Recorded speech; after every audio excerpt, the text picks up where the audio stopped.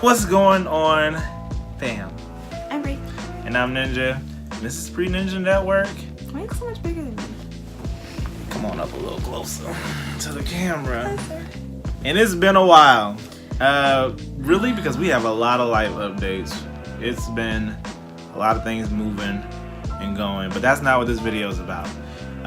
This is actually going to be our first movie review in a while, because honestly, it hasn't been a lot of movies out in a while. But Marvel's back in season, y'all.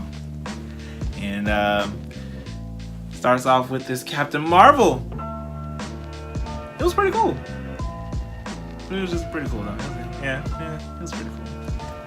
Yeah. What's her name? Carol Danvers? Carol Danvers. If she was a real person, I don't think I'd get along with her. I don't like her.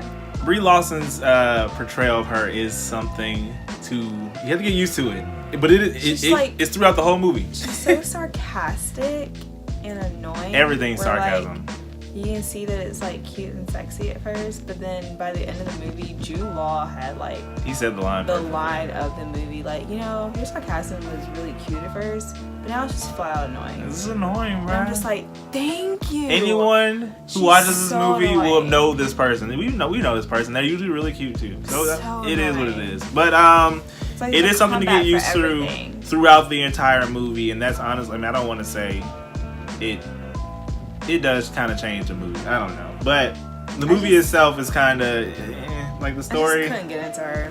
The action, it was typical Marvel stuff. I would say it wasn't predictable though. Like, I kept being like, "Oh, the cat's the bomb," and this and that, and it's like none of it turned out. I would say it was predictable because, in a sense, it was kind of out of order. Like, I just didn't know. You're saying it's not predictable because of that one? Right. Like, I just didn't know where it was going. I kind of like how they did that though. So they told, instead of starting with like the beginning, her backstory, or even the end. Younger. You know, some stories go like in the beginning, or typical beginning to end, or like you're saying like a flashback. This one kind of just flashbacks all over. It like just started with where the problem begins, and then you get flashbacks of her past time throughout, and you slowly put the pieces together. Expand on, the so I actually don't mind but that it is random way of storytelling.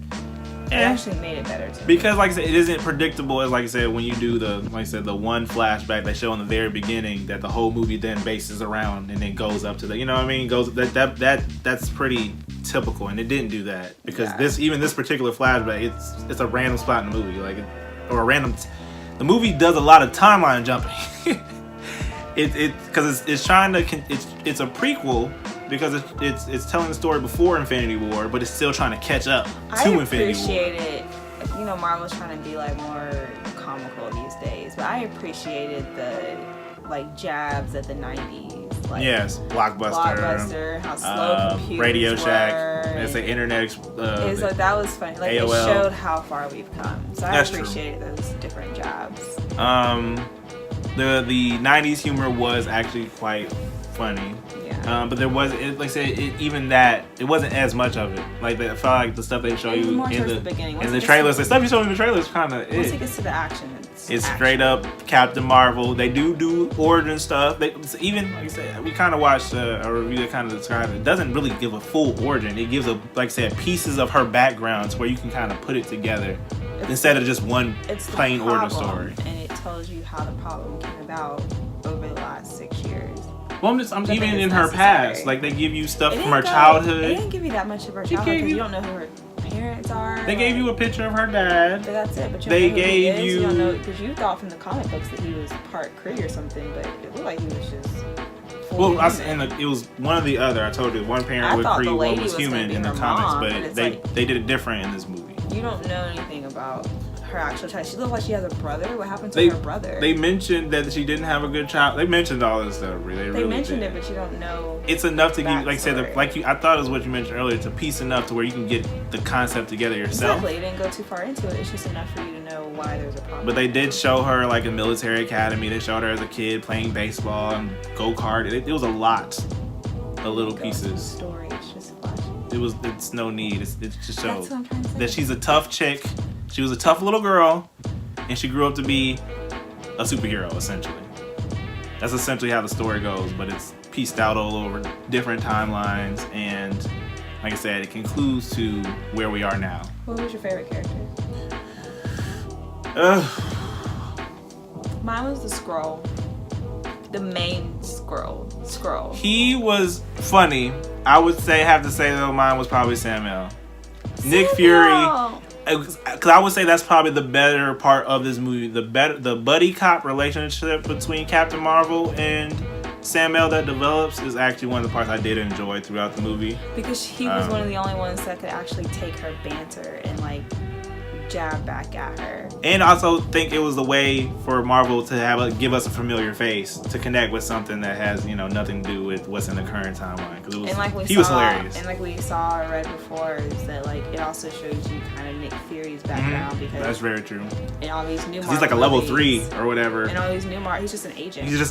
And all these new Marvel Shield movies, he's like the head of Shield, director, very like composed and top secret, blah blah blah. But this shows like a younger agent just getting into the game. Young Nick Fury, carefree. So I actually did enjoy Samuel Jackson. And so yeah, Samuel Jackson's probably my favorite. And then I would say second, I agree with you, the leader of the Skrulls was actually quite entertaining. Hilarious. I guess once you figure out, I ain't trying to spoil the movie. Once you figure out which side, you know, whoever is on, he's actually quite hilarious. Let's see. So, Marie, what would you see? What was your favorite part of the movie then? Favorite part of the movie?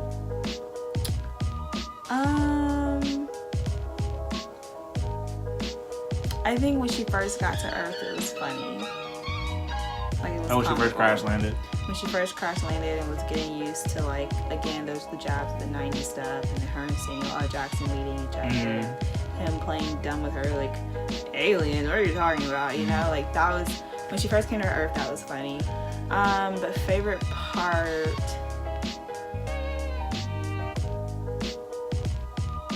I don't know. I don't think I had a favorite part. And honestly, this is kind of where I guess I'm getting to my favorite, because I kind of agree with Brie. My favorite part really was just the humor, and it's an action movie. There's tons of action scenes, but they're just kind of like, even when, you know, it's like, for example, the whole movie is like, so the origin of Captain Marvel, and it's showing how she gets her superpowers, essentially what she's doing with them now, and what she's going to do with them in the future. But the way it's set up is she's kind of held back for like 75% of the movie, and so you like when she breaks free? Yeah. So no, I don't like that. That's what I'm saying. But even that's at the very, it's like every other movie we've seen. It's at the very end. It's I think it's supposed to end like that because it's supposed to show this is how powerful she can be. Because she's essentially Superman. This is just a glimpse into what she'll be against Thanos in the next movies. I think that's where you really see her power. And that kind of maybe is one of my favorites. Right, Brie, too. I guess agreeing with Brie, that May was when she chose the full Captain Marvel ability against like the space fleet. I was like, yeah, this is what I can. But that's literally 2 minutes of the movie. I like her breaking free when she first got captured. Oh, from the AI? From the Skrulls. From the Skrulls. Skrulls. The memory rewind, the memory cycle, whatever. And then she breaks free and like fighting all of them. It was her humor then was funny because it was in the beginning. But then by the end, it's the whole movie though. It's the whole movie. Girl, it doesn't. Shut up. She doesn't slow down. That's to say, it's like one part of it, or part of you's like, yo, I like that. She's consistent.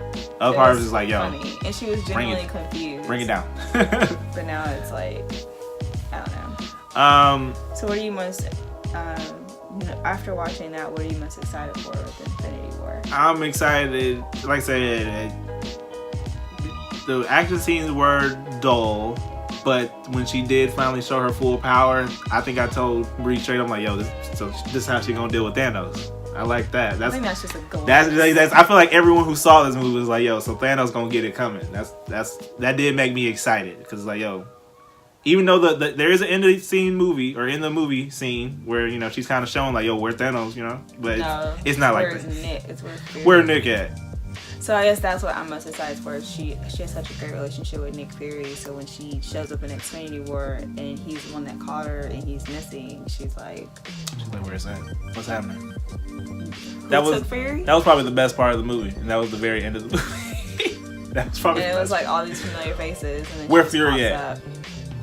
Yeah. But even then, I didn't take her face seriously. Yeah, but it's like, it was supposed to be, because at that point, it was 20 years after she had after the period that she had left. I think that's a flaw 20 or too. 25. It's like, okay, so what should we doing for these last 20 years? Where was the Tesseract? Because this movie also gives I guess, an origin story, or not an origin, because the Tesseract started in Captain America. This gives a, like I said, chain of custody of where the Tesseract kind of was at one point, but I feel like it was pointless to even.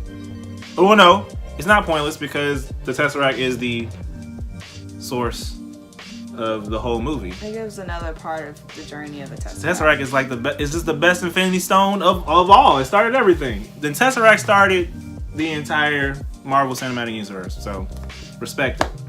That's all I got. So yeah, but like we talked about. Did you say what you didn't like? Yeah. You did.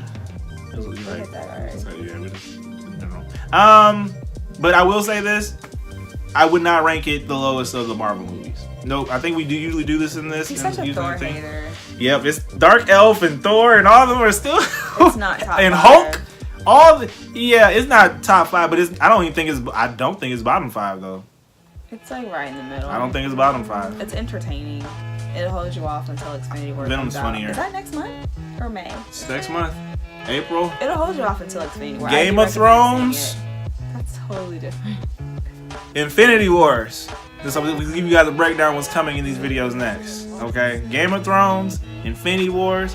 Hopefully something. As you guys can see, we're in a new location. That's honestly why we took so long to get our videos off, but we will be in a newer location, and that information now is coming soon. We had a trip in Chicago. We're gonna release that video probably next. It was for my birthday and my auntie's wedding, and we had a blast. We went to the Chicago Art Institute and Museum of Science and Industry. I didn't get to see the dinosaur, but that's a different We're gonna go back. We had a blast on the City Pass, and we're gonna share that video with you guys as well. What else we got coming up, Bree? That's about it. So yeah, we're gonna do some game review or Game of Thrones videos because the hype is real.